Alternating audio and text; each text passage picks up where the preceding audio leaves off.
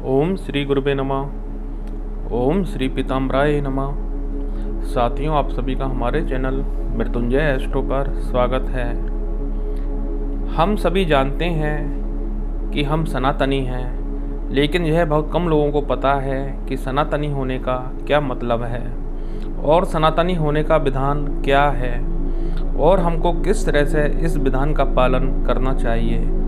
आज मैं आपको अपने अल्प ज्ञान के अनुरूप सनातनी धर्म और शिवलिंग के विषय में कुछ जानकारी देना चाहता हूँ। जो व्यक्ति अपने तन पर जनेऊ धारण करता है, सिर पर शिखा रखता है, गायत्री जाप करता है, अपने गुरु की सेवा और गुरु मंत्र का रोज जाप करता है, सुबह शाम आरती के रूप में अपने इष्ट और भगवान का गुणगान करता है, परिक्रमा लगाता है, हवन और यज्ञ के द्वारा देवताओं को भोग देता है, दान करता है, दुखी लोगों की सहायता करता है। जो व्यक्ति इन सभी बातों को अपने तन पर धारण करके अपने तन को सान लेता है, वह व्यक्ति सनातनी कहलाने का अधिकार रखता है।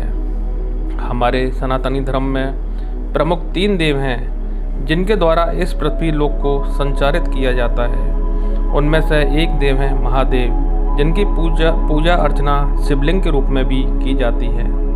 शिवलिंग का अर्थ क्या है, आज हम इसे समझते हैं। शिवलिंग का अर्थ है शक्ति प्लस पुरुष प्लस प्रतीक, यानी शक्ति प्लस पुरुष का अर्थ है शिव और प्रतीक का अर्थ है लिंग, अर्थात शिवलिंग का अर्थ है शक्ति प्लस पुरुष का प्रतीक। यह प्रतीक ही इस लोक को समस्त जीवों की उत्पत्ति का कारण है।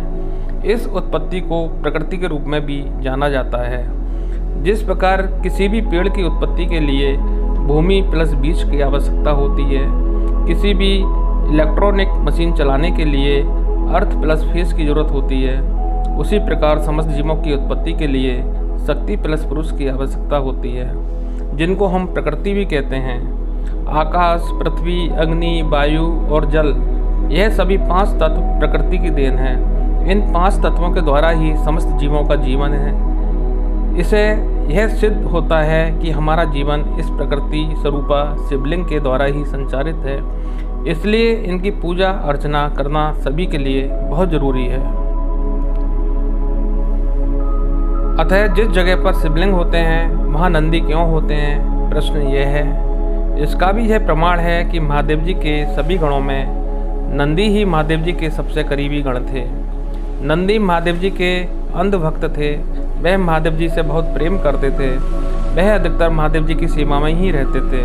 अतः महादेव जी जब भी गुफा में तपस्या करने जाते थे, नंदी उनके बाहर आने के इंतजार में गुफा की ओर अपने मुख को करके महादेव जी का इंतजार करते थे। नंदी को महादेव जी के द्वारा दिया हुआ वरदान था कि तपस्या के दौरान यदि कोई भी उनसे मिलने आता है, यदि वह नंदी के कान में अपनी बात को कह दे, तब वह बात शिव जी तक पहुँच जाएगी। ऐसा वरदान नंदी को मिला हुआ था।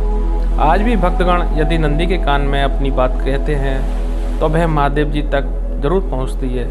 साथियों, हमारी वीडियो आपको कैसी लगी कमेंट्स करके ज़रूर बताएं। लाइक और सब्सक्राइब करना ना भूलें। धन्यवाद।